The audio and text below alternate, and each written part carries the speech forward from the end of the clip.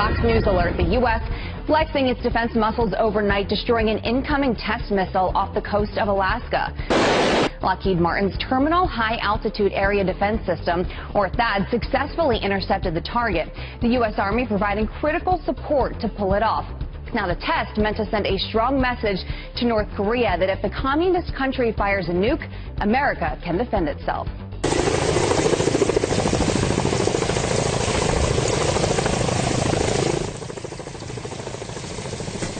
Now, ever since North Korea test-fired its long-range missile, considered by a number of experts to be an ICBM, there has been a wave of speculation and analysis on how far it could actually travel.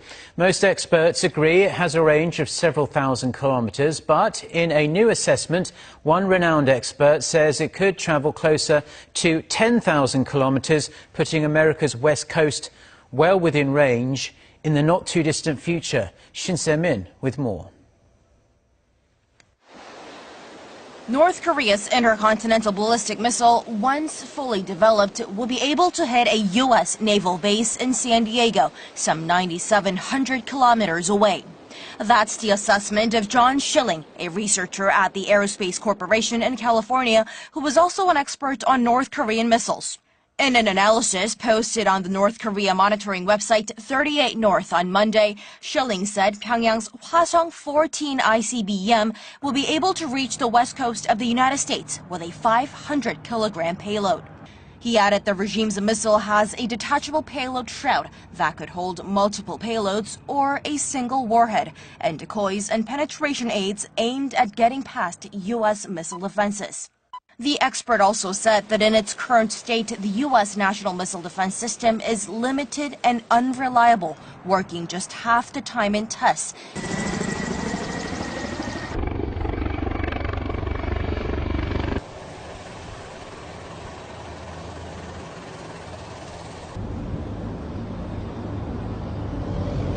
The U.S. military makes history as North Korea attempts to join the historically small group of nations with the ability to send a nuclear weapon across thousands of miles.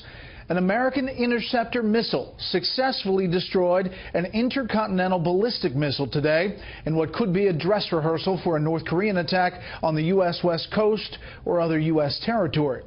Senior U.S. commanders say this test was long planned, but it clearly sends a message that the U.S. is stepping up efforts to defend the U.S. homeland from threats like North Korea. Chief Correspondent Jonathan Hunt is live at Vandenberg Air Force Base in California. Good evening, Jonathan. Good evening, Brett. This was, without doubt, the most critical test yet of the U.S. missile defense system, with the Pentagon under huge pressure to deliver a successful strike and thus send a powerful message to North Korea or any other nation that might target the United States.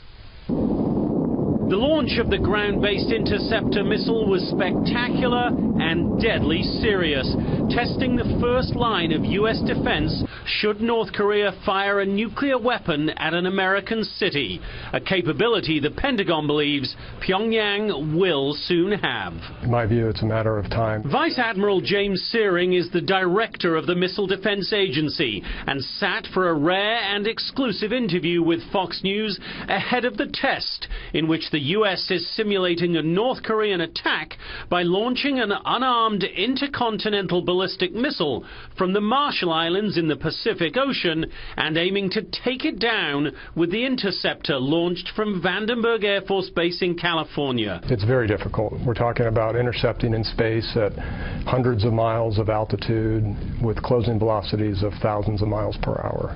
It's hitting a bullet with a bullet. And the difficulties have been evident in past tests, with the interceptor only hitting its target about half the time. But Admiral Searing insists that technology has improved markedly since the last test in 2014. I'm very confident through tactics and procedures that this system can and will defend the homeland if attacked. Fox News was also given exclusive access to the 49th Missile Defense Battalion at Fort Greely, Alaska, where 32 of the U.S. total of 36 interceptors are based in these silos. Lieutenant Colonel Timothy Brower is the commanding officer. You've got a nuclear weapon fired heading for LA. How many of these do you fire to take it down? So the tactics, techniques, and procedures, those are classified, but I'll say we fire more than one. If we're talking about a nuclear warhead headed to LA, we want to make sure that we get it. Weapons. Engage the threat to Los Angeles. And that's why the soldiers here work simulated attacks every day of every week. Target to Los Angeles has been successfully intercepted and destroyed. When we're all watching the news and seeing North Korea preparing for a test, you guys are at a very different level here. Absolutely. We are ready to fight tonight. And tonight, as Pentagon officials breathe a huge sigh of relief at this successful intercept test, those missile defense crews are indeed at their stations, ready to do their part and aware that when it comes to a real nuclear attack, they cannot afford to fail even once. This bird is seriously dangerous.